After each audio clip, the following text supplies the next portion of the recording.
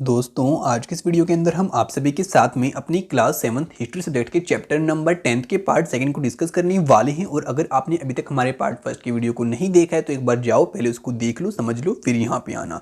तो यहाँ पे सबसे पहले कहते हैं दी ओल्ड मुगल प्रोविंसेस, कि जो आपकी मुगल की पुरानी प्रोविंसेस थी, यानी कि आपकी अवध हो गई, हैदराबाद हो गई, हम उनके बारे में कुछ बातें यहाँ पे जानने वाले हैं। अगर आपने हमारे फर्स्ट पार्ट की वीडियो को देखा हुआ तो आपको उनके बारे में ऑलरेडी कुछ बातें पता होगा। बाकी हम यहाँ से स्टार्ट कर लेते हैं। अगर आपने नहीं देखा तो आप यहाँ से भी कुछ बातें जान सकती हैं। तो कहता है amongst the state that were carved out of the old Mughal provinces in the 18th century 3 stand out very prominently. कह रहा है कि भाई जो मुगल की सबसे पुरानी यहाँ पे प्रोविंस थी उनमें से जो 3 आपकी प्रोविंस रही वो सबसे मतलब कि आपकी मजबूत यहाँ पे निकल के आई। These were the Awadh, Bengal and Hyderabad. ये 3 कौन सी थी आपकी? अवध हो गई, बंगाल हो गई और हैदराबाद हो गई। All 3 states were founded by the members of high Mughal nobility who had been governors of large provinces.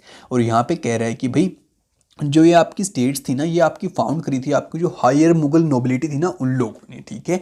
और भाई जो आपके हायर गवर्नर थे वो भी मतलब कि इन्हीं मतलब कि जो प्रोविंसेस के ऊपर राज करते थे। जैसे कि आपके सादत खान हो गए जो कि अवध के थे, फिर उसके बाद मुर्शिद कुली खान हो गए जो कि आपके बंगाल के थे, और जो आपके असफ जहान थे जो कि आपके हैदराबाद के थे। All 3 had occupied high मनसबदारी position and enjoy the trust and confidence of the emperors. कि भाई ये जो तीनों लोग थे ना इनके ऊपर भाई जो यहाँ पे झापना था, यानी कि जो एम्परर था वो काफ़ी भरोसा था और उनके ऊपर मतलब कि काफ़ी कॉन्फिडेंस भी करता था, ठीक है। बोथ असफ जहां एंड दी मुर्शिद Quli Khan had held a Jat rank of 7,000 each while a Saadat Khan Jat was the 6,000। और यहाँ पे बता रहा है कि भाई आपको मैं बता देता हूँ अगर आपको नहीं पता हो तो, कि भाई जो एम्परर लोग होते हैं वो अपने जो यहाँ पे गवर्नर्स होते हैं उनको कुछ रैंक देती हैं। तो यहाँ पे जो आपके मुर्शिद कुली खान थे और जो आपके यहाँ पे जहाँ थे उनके पास जो रैंक थी वो थी 7,000 वाली, और जबकि जो सादत खान थे उनके पास जो आपकी रैंक थी वो थी 6,000 वाली, ठीक है। तो चलो यार अब हैदराबाद के बारे में कुछ बातें यहाँ पे आपके साथ में शेयर कर लेते हैं, फिर हम आगे बात कर लेंगे, ठीक है। तो कहते हैं निजाम उल मुल्क असफ जहां the founder of the Hyderabad state. अब इसके फाउंडर आपके कौन थे? आपके निजाम उल मुल्क अशफ जहां, ठीक है, जो कि आपके कब से कब तक यहाँ पे रहे? 24 से लेके 48 तक, 17, ठीक है। Was one of the most powerful members at the court of the Mughal emperor Farrukh सियार। की भाई जो आपके फरुख सियार एम्परर थे उनके कोर्ट में सबसे इंपॉर्टेंट मेंबर आपके ये रहे। He was interested first with the governorship of the Awadh and later give charge of the Deccan. और यहाँ पे बता रहा है कि स्टार्टिंग में तो ये अवध के अंदर इंटरेस्टेड थे लेकिन बाद में इनको चार्ज दे दिया गया, वो दिया डेक्कन की साइड का, ठीक है। As the Mughal governor of the Deccan provinces during this 1720-22 Asaf Jah had already gain control over its political and the financial administration. कि भाई इस टाइम पीरियड तक जो आपके असफ खां थे उसके पास, यहाँ असफ जहान थे उनके पास काफ़ी यहाँ पे पॉलिटिकल और एडमिनिस्ट्रेशन और जो आपका फाइनेंशियल कंट्रोल था वो इनके हैंड में आ चुका था। Taking subsistent advantage of the turmoil in the Deccan and competition among the court nobility he gathered power in his hand and became the actual ruler of the region. और यहाँ पे कह रहा है कि भाई इन्होंने टर्मोइल का एडवांटेज लेते हुए डेक्कन के अंदर जो इनके कंपटीशन थे सभी को हरा दिया और बाद में पावर ले ली अपने हाथों में, और भाई यहाँ के क्या बन गए? वो राजा बन गए इस सारे रीजन के। Asaf Jah brought skilled soldiers and administrators from the north India who welcomed the new opportunity in the south. और उसके बाद इन्होंने काफ़ी सारे यहाँ पे नॉर्थ इंडिया के अंदर से भाई जो कुशल लोग थे, यानी कि कुशल एडमिनिस्ट्रेटर थे, उन सभी को यहाँ पे ला के अपने मतलब की अपॉर्चुनिटी दी काम करने की और यहाँ पे साउथ इंडिया को एक्सप्लोर करने की। He appointed mansabdars and granted jagirs. इन्होंने काफ़ी मनसबदार को यहाँ पे अपॉइंट किया और उनको यहाँ पे जागीर भी दी। Although he was still a servant of the Mughal emperor he ruled quite independently without seeking any direction from the Delhi और फेसिंग एनी इंटरफ्रेंस। और यहाँ पे कह रहा है कि भाई वैसे तो ये जो मुगल एम्परर था उसके नीचे काम कर रहे थे लेकिन एक तरीके से ये आपकी इंडिपेंडेंट भी थे, क्योंकि भाई ये मुगल्स की इनके पास कोई इंटरफ्रेंस नहीं थी, जो चाहे वो यहाँ पे कर लेते थे बगैर किसी की सलाह लिए हुए। The Mughal emperor merely confirmed the decisions already taken by the Nizam ul Mulk Asaf जहान। और यहाँ पे बता रहा है कि भाई यहाँ पे जो एम्परर लोग थे, मतलब कि वो इसके डिसीजन से ऑलरेडी यहाँ पे एग्री करते थे, उनको पता होता था कि भाई यहाँ पे इसने सही डिसीजन ही लिया होगा। The state of Hyderabad was constantly engage in a struggle against the Marathas to the west with the independent Telugu warriors chieftains. और यहाँ पे आप सभी को कहता है कि भाई जो यहाँ पे हैदराबाद की आपकी स्टेट थी वो यहाँ पे आपकी स्ट्रगल में इन्वॉल्व थी आपके मराठा के साथ में और जो आपके तेलुगु वॉरियर्स थे उन सभी के साथ में, ठीक है। The ambitious of the Nizam ul Mulk Asaf Jah to control the rich textile production areas of the Coromandel coast in the east were checked by the British who were becoming increasingly powerful in that region। और यहाँ पे बता रहा है कि भाई जो असफ खान का एक सपना था कि भाई यहाँ पे जो कोरमंडल कोस्ट के पास में जो भाई यहाँ पे टेक्सटाइल का काम होता है मैं इसको अपने कब्जे में ले लूँ, तो यहाँ पे जो ब्रिटिश लोग थे उन्होंने खुद भी इसको यहाँ पे अपने कब्जे में लेना चाहा। बाकी आप इसको देख सकते हैं आपके मैप नंबर 2 के पास जाके। तो अब हम बात करते हैं आपकी जो निजाम की आर्मी थी उसके बारे में। तो कह रहा है a description of the Nizam of Hyderabad personal troopers in the 1790। The Nizam has a सवारी of 400 elephants, several thousand of horses near his person, who receive upward 100 rupees nominal pay and extremely well mounted and the richy comparison। और यहाँ पे आप सभी को बता रहा है कि भाई जो निजाम की आर्मी थी उसके अंदर 400 के करीब यहाँ पे हाथी थे और काफ़ी ज़्यादा यहाँ पे आपके घोड़े भी थे। और यहाँ पे एक मैन होता था जो कि भाई 100 रुपीज़ लेता था कुछ यहाँ पे नॉमिनल पे के रूप में। और यहाँ पे भाई बिल्कुल यहाँ पे मतलब कि क्या कहें कि आपको अमीरों वाली यहाँ पे पुलिस की आर्मी इसने बना रखी थी। बाकी चलो यार अब अवध के बारे में कुछ बातें यहाँ पे जान ले। तो अब यहाँ पे बताता है बुरहान उल मुल्क सादत खान was appointed सूबेदार of Awadh in 1722 and founded a state which was one of the most important to emerge out of break up of the Mughal empire। कि जो आपके बुरहान उल मुल्क सादत खान थे वो यहाँ के सूबेदार चुने गए थे आपके अवध के 1722 के आसपास। और यही इस स्टेट के बाद में क्या बने, एक राजा बन चुके थे आपके जो मुगल एम्पायर था उसके कोलैप्स होने के बाद में। Awadh was a prosperous region controlling the rich alluvial Ganga plain and main trade route between the north India and Bengal. और यहाँ पे आप सभी को बताते हैं कि जो आपके अवध का एरिया था, ये जो सारा एरिया था यहाँ पे आपकी एलुवियल जो मिट्टी होती है वो हमें देखने को मिलती है जो कि काफ़ी उपजाऊ आपकी रहती है, क्योंकि गंगा प्लेन जो है आपकी वो यहीं पे आपका जो गंगा प्लेन वो पड़ता है यहाँ पे, ठीक है। उसके बाद कहता है जो आपका मेन ट्रेड रूट है आपके बंगाल के बीच में और जो आपका नॉर्थ इंडिया है उसके बीच में वो भी आपका यहीं से होके गुजरता है। Burhan ul Mulk also held the combined offices of the subedari, diwani and faujdari. और इसने काफ़ी सारे ऑफिस को खुद से संभाला था, जैसे कि भाई आपकी कौन से ऑफिस हो गई यहाँ पे, आपके ऑफिस हो गई भाई सूबेदारी का, दीवानी का और फौजदारी का। अब यहाँ पे जो फौजदारी होती है वो होती है आपकी आर्मी से रिलेटेड होती है, दीवानी होती है आपकी मतलब कि जो भाई पैसे का लेन देन करता है उससे रिलेटेड, और सूबेदारी आपको यहाँ पे पता ही होगी।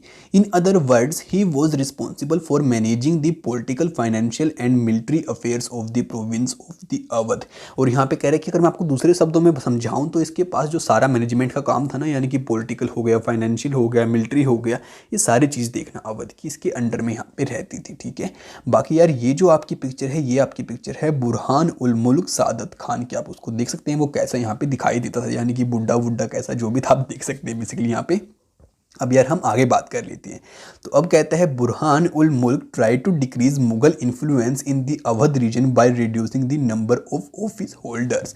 कि भाई जो यहाँ पे बुरहान उल मुल्क थे आपके, उसने काफ़ी ज़्यादा मुगल्स का इन्फ्लुएंस यहाँ पे डिक्रीज कर दिया था अवध रीजन के अंदर। कैसे किया कि इसने बहुत सारे जो ऑफिस होल्डर थे ना यहाँ पे, जागीरदार जिनको हम कहते हैं, जो कि मुगल्स ने अपॉइंट किए थे, he was also reduce the size of the jagirs and appointed his own loyal servants to the vacant positions. की इसने उनको तो हटा दिया और जो इसके खुद के यहाँ पे लोकल लोग थे जो इसके यहाँ पे नीचे काम करते थे उनको उनकी जगह पे वहाँ पे लगाना स्टार्ट कर दिया। यानी कि जो मुगल लोगों ने लगाए थे उनको हटाना स्टार्ट कर दिया और अपनों को लगाना स्टार्ट कर दिया।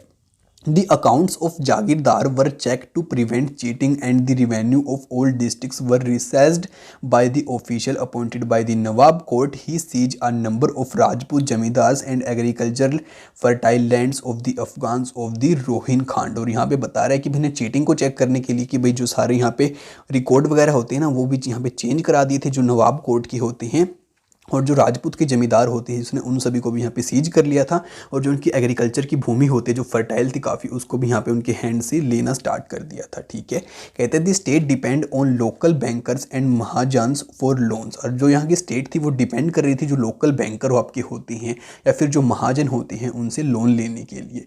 It sold the right to collect tax of the highest bidders, the revenue farmers agree to pay the state a fixed sum of money। और यहाँ पे बता रहे हैं कि भाई जो राइट होती थी ना आपकी हाई बिडर, यानी कि भाई जो सबसे ज़्यादा कीमत यहाँ पे लगाएगा उसी को यहाँ पे मतलब कि बेची जाएगा सारा सामान, इसने वो चीज़ भी यहाँ पे राइट हटा दी थी। और यहाँ पे कह रहा था कि भाई किसानों को कुछ यहाँ पे फिक्स्ड मनी पे करनी पड़ती थी अपने किसी काम को करने के लिए। Local bankers guaranteed the payment of his contracted amount of the state. In turn the revenue farmers were given considerable freedom in the assessment and collection of tax. और यहाँ पे बता रहा है कि भाई जो लोकल बैंक लोग होते थे वो यहाँ पे किसानों के लिए अच्छे तरीके से काम करते थे, और इसके बदले में जो किसान लोग थे वो बैंक को पूरी फ्रीडम देते थे उनकी मतलब कि भूमि पे कोई काम वगैरह यहाँ पे करने के लिए या फिर टैक्स वगैरह इकट्ठा करने के लिए। This development allowed new social groups like the money lenders and banker to influence the management of the state revenue system sometime which had not occurred in the past. और अब जो आपका ये बैंकिंग सिस्टम था वो भी आना start हो गया था, जो कि पास्ट में अब से पहले नहीं आया था।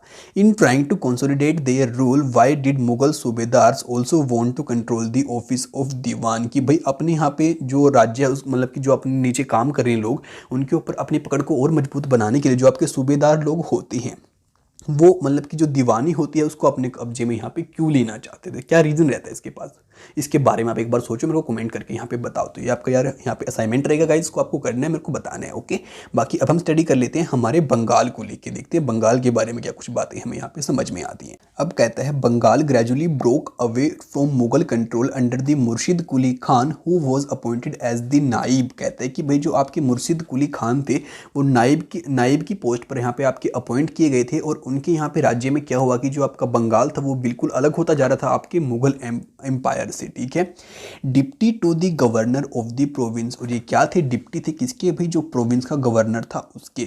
Although never a formal subedar, Murshid Quli Khan very quickly seize all power that went with that office like the rulers of Hyderabad and Awadh.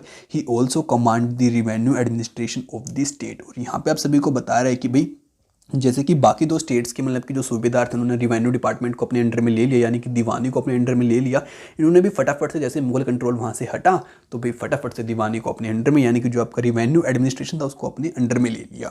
In an effort to reduce Mughal influence in Bengal he transferred all Mughal jagirdars to Orissa and order a major resentment of the revenue of Bengal. और यहाँ पे क्या किया इसने, जो भाई मुगल लोगों ने वहाँ पे जागीरदार लगा रखे थे उनको वहाँ से हटा के उनको उड़ीसा में भेज दिया और यहाँ पे अपने खुद के लगाने स्टार्ट कर दिए। ठीक है, revenue was collected in cash with a great strictness for all jamidars. As a result, many jamidars had to borrow money from the bankers and money lenders. और यहाँ पे बता रहा है कि इसने काफ़ी स्ट्रिक्टली चीज़ को कर दिया कि भाई रिवेन्यू तो हमें चाहिए ही चाहिए, और भाई इस वजह से जो काफ़ी जमींदार थे उनको लोन लेना पड़ा यहाँ पे बैंक से या फिर जो आपके साहूकार लोग लोन देते हैं उनसे। Those unable to pay were forced to sell their land to a large zamindar. और भाई जो टैक्स को नहीं दे पा रहे थे उनको अपनी भूमि को बड़े जमींदार को यहाँ पे सेल करना पड़ता था और फिर बाद में टैक्स को चुकाना पड़ता था। ठीक है, the formation of a regional state in the 18th century Bengal therefore led to a considerably change among the zamindars. और इस वजह से जो जमींदार थे उनके बीच में भी काफ़ी ज़्यादा चेंज यहाँ पे हमें देखने को मिला। The close connection between the state and the bankers noticeable in the Hyderabad and Awadh as well. और यहाँ पे कहते हैं कि भाई हमें यहाँ पे क्या चीज़ देखने को मिली कि जो आपके बैंकर लोग थे और जो यहाँ पे आपके लोग रहते थे लोकल, उनके बीच में काफ़ी क्लोज कनेक्शन यहाँ पे बन रहा था, जैसे कि आपके बंगाल में बन रहा था वैसे ही आपके अवध में भी बना था, हमने इस बारे में आपको बताया था। Was evident in Bengal under the rule of the Alivardi Khan. During this his region the banking house of the Jagat Seth became extremely prosperous. और यहाँ पे बता रहे कि भाई जो यहाँ पे आपके अलीवर्दी खान थे ना, इनके टाइम पीरियड में जो आपके जगत सेठ थे उनका जो यहाँ पे बैंकिंग सिस्टम था काफ़ी प्रोस्पेरस हुआ, यानी कि काफ़ी फला फूला।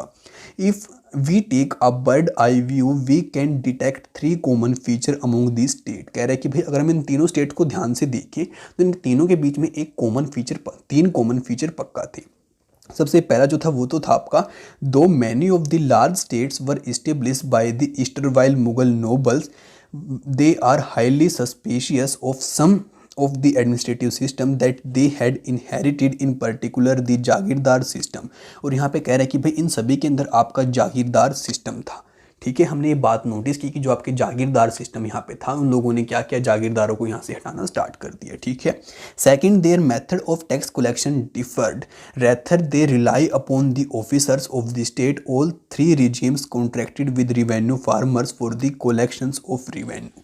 और यहाँ पे बता रहा है कि भाई सेकंड जो इनमें कॉमन चीज़ हमें दिखाई दी कि भाई ये लोग जो थे ना अपने ऑफिसर्स के ऊपर डिपेंड थे स्टेट के रिवेन्यू को कलेक्ट करने के लिए, जबकि जो यहाँ पे ऑफिसर था वो यहाँ पे डायरेक्ट आपके किसानों के साथ में बात कर सकता था, उनसे मिलता था, तो उसने वहाँ पे उस चीज़ को चेंज कर दिया। The practice of ijaradari strongly disapproved by the Mughals spread all over India in 18th century. Their impact on the countryside differed considerably. The third common feature in all these region states was this their emergent relationship with a rich banker and the merchant. और एक चीज़ इनके बीच में और हमें common देखने को मिली कि भाई ये जो स्टेट थी ना, इनका जो कॉन्टैक्ट था, जो अमीर लोग थे या फिर जो अमीर बैंकर लोग थे, उनके साथ में कॉन्टैक्ट काफ़ी ज़्यादा यहाँ पे बढ़ने स्टार्ट हो गई थी। These people lend money to revenue farmers, receive land as security and collect tax from these lands through their own agents. और ये क्या करते थे भाई, जो अपना टैक्स थे ना फार्मर्स थे, वो अपने एजेंट्स के जरिए इकट्ठा करते थे। Throughout India the richest merchant and banker were gaining a stake in new political order. और भाई पूरे के पूरे भारत के अंदर फिर क्या चीज़ आना स्टार्ट हो गई कि भाई जो आपके बैंकर लोग थे ना, उनका इन्फ्लुएंस यहाँ पे आना स्टार्ट हो गया आपके पॉलिटिकल सिस्टम के अंदर। ठीक है, तो यार अब जो हमारा यहाँ पे टॉपिक आता है वो आता है दी वतना जागीर ऑफ राजपूत से रिलेटेड। ठीक है, तो यार इसको भी एक बार हम देख लेते हैं, बाकी हम आगे बात करें। एक काम करते हैं माय फ्रेंड्स, इस वाले पैराग्राफ को हम लेंगे यार हमारे नेक्स्ट वाले पार्ट के अंदर, इस वाले पार्ट को हम यहीं पे एंड कर देते हैं और नेक्स्ट पार्ट की वीडियो आप सभी को बहुत जल्दी देखने को मिल जाएगी। तो उसको सबसे पहले देखने के लिए चैनल को सब्सक्राइब करना बिल्कुल भी मत भूलना, और इस वीडियो को याद से अपने सभी दोस्तों के साथ में फैला देना जिससे वो भी घर बैठे बैठे स्टडी कर पाएं। तो आपसे मिलते हैं अगली वीडियो में बहुत बहुत जल्दी, तब तक के लिए दोस्तों बाय बाय, और आप सभी लोग खुश रहें।